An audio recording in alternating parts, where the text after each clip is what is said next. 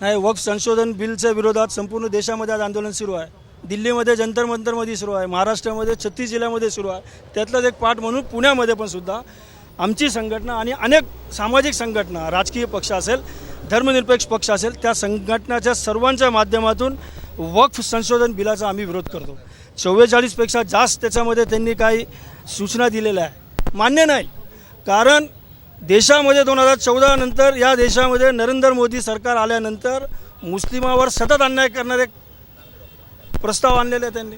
मग 370चा असेल, ट्रिपल तलाकचा असेल, लव जहाजचा असेल, मॉब लिंचिंगचा असेल, तर या माध्यमातून सतत मुस्लिमांची छळ होत आहे आणि मोदी सरकारवर मुस्लिमांचा अजिबात विश्वास नाही. ऑलरेडी 70पेक्षा जास्त मुस्लिमांची जमिनी बळकवण्याचं काम राज्यकर्त्यांनी केलेलं आहे. ते खाली करून देण्याबाबत त्यांनी बोललं पाहिजे आहे. त्याबाबत त्यांनी नवीन ह्याच्यामध्ये त्यांनी सुधारणा करण्यापेक्षा जे जमीन मुस्लिमांची बळकवलेली आहे ते त्यांनी दिली पाहिजे. यासाठी हे आंदोलन आहे. मुस्लिमांची 1 इंचसुद्धा यानंतर आम्ही जमीन त्यांना देणार नाही.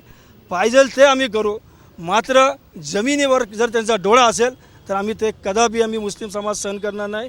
यासाठी संपूर्ण महाराष्ट्रामध्ये, देशामध्ये जनजागृती करण्यात येईल आणि मोठं आंदोलन यानंतर आमचा उभा करण्यात येईल. All India Muslim Personal Law बोर्डाचं जे आंदोलन सुरू आहे त्या आंदोलनाला सतत महाराष्ट्रामध्ये आम्ही सुरू ठेवू.